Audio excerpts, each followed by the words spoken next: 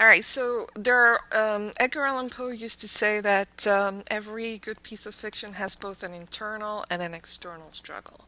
So I'm going to look first at the internal struggle, which is expressed through character. Now, it's very difficult, if you're a good writer especially, it's very difficult to separate what happens internally to the character with what happens externally. So this is really an abstract kind of division that we're making up for the sake of being able to talk about an aspect of the story more deeply.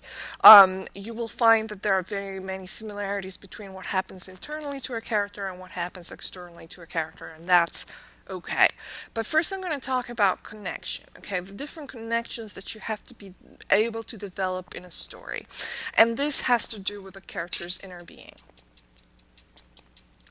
So the first thing is that your character must be deeply connected to his or her desire. So once again, Cinderella's interest in going to the ball has to be more than just, oh, I want to have fun for tonight, right? Because if it doesn't happen, then no great loss. We have to feel like this desire is so important for the fulfillment of the story that gosh, if we were in Cinderella's shoes, we would do anything to go to that ball.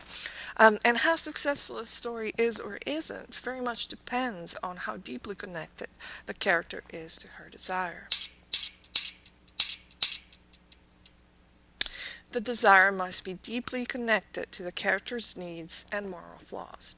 I'm going to start my own impromptu story here. It's a familiar story, but I think you will see how it has to do with this. So let's say that we have Jane, okay?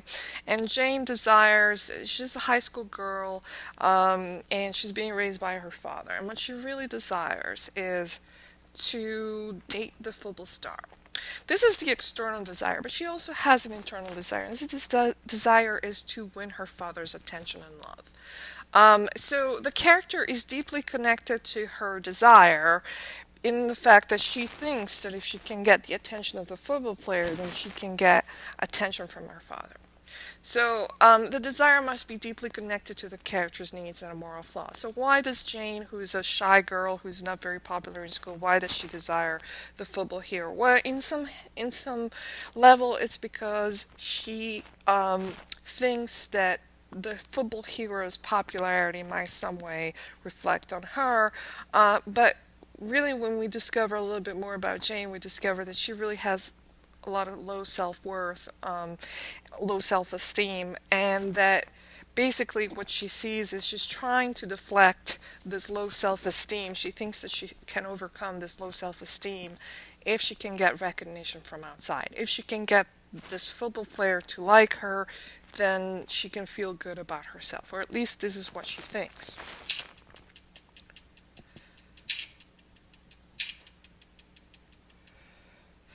All right, so then we go to a more complicated level of the story. So we have a desire, we have how she's deeply connected to her desire. Now we need to connect the moral flaws, which in this case are that Jane doesn't really know that she has to find self-worth in herself. She thinks that she can get it by obtaining this kind of starlet status, by hooking up with somebody else. And what kind of obstacle might she run into? Well, let's say that she tries to make herself more physically attractive. She may or may not succeed, but maybe just the fact that she's trying to break out of the shell might get her the negative attention of some other girls or some other people in school. So the obstacle that she's encountering, which is this other more popular girls that are trying to prevent her from changing her role in the microcosm that they have, the microcosm of the high school. They don't want her to be popular like them. They want her to stay as the nerd and the shy girl because everybody has a place, and they want to maintain that place because they have they have their popularity to sustain, and that popularity can only really work if everybody respects their role. So she's going to run into this problem. Jane is going to run into this problem the minute that she decides to defy the role that society has placed on her. But at the same time, as she changes herself to be like those people, she also in some ways reinforces the very same problems that have made her feel like she has no self-worth. So by trying to become part of the popular girls, she has to do all the same kind of things to other people that the popular girls did to her. So she's really kind of reinforcing, rather she thinks she's overcoming her low self-worth, but in reality she's really kind of doing the opposite.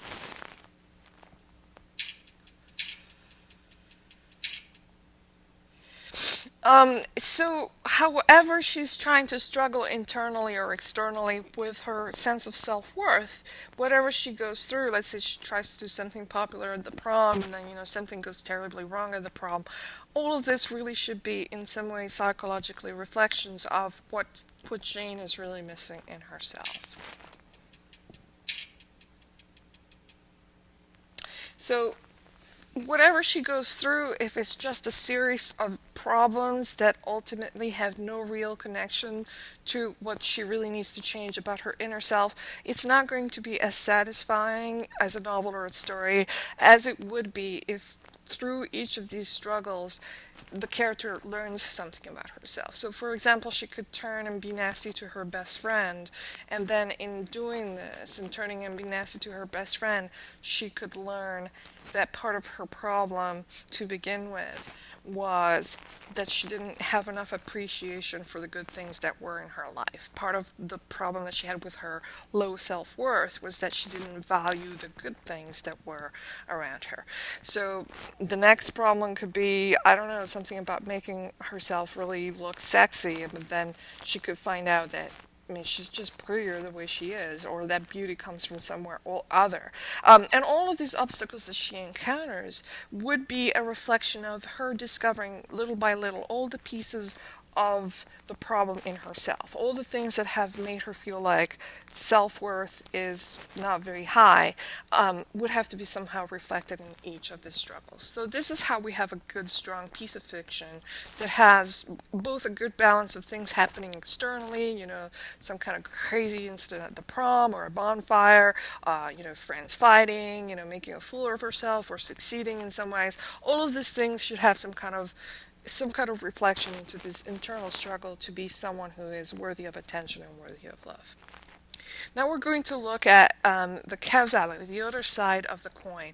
It's a different type of connection. When we talk about causality, we talk about a sort of chain reaction kind of thing, or a domino effect kind of thing that happens on the level of action.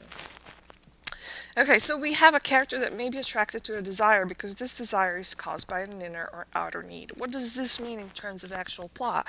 Well, let's say that we start the first chapter with Jane and her father, and we find out that Jane is being brought up by her father. Her father may be a good man, but maybe he's a very distant man, and he constantly admires athletes, and he loves athletes, and he loves TV. Now, Jane, obviously, she's a girl, maybe she's kind of frail looking, she's kind of bookish.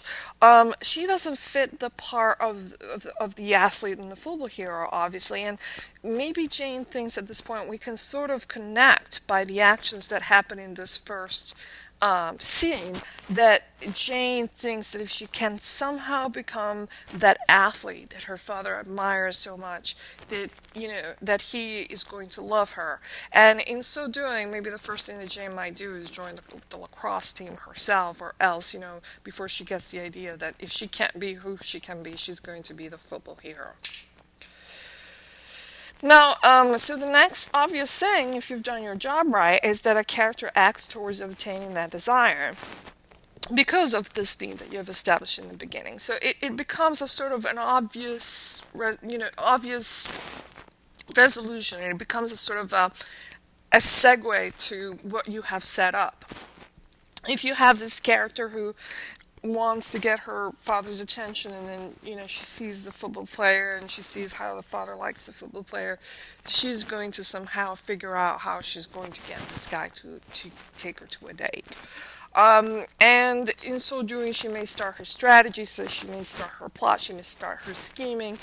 And then you definitely don't want to have a character that, everything that she plans comes through and happens exactly as it is, because there's no tension in that, and you want to have tension happening. You want to have the reader feel like, oh my God, what's going to happen next? And that can only happen if you mess up their plans a little bit. So then we go to the next part, which is each action that the character takes leads to complication, conflicts, and struggles. And each one of them sort of creates, once again, this domino effect, this kind of set of explosions that leads to a conclusive event. So, it's because she dressed herself up as sexy lady that the football player that her friend missed her ballet date. It's because her friend missed her ballet date that her friend gets angry at her and dumps her. It's because her friend gets angry at her and dumps her that she finds herself going alone to a specific event. It's because she is alone at a specific event that she happens to meet the football player at that event, and so on and so forth. So what you want to create is a kind of sense of inevitability, which is also at the same time surprising. Flannery O'Connor used to say that every ending to every story needs to be both surprising and inevitable. In other words, you don't want to be so obvious that we can predict what comes next, but at the same time, you want to have that feeling that when you get to the end of it, you look back and say, "Wow, of course this happened." And a classic example of the causality is the Romeo and Juliet by Shakespeare, where it's because Romeo had broken up with his girlfriend that he went to the Capulets party. It's because he went to the party that he met Juliet.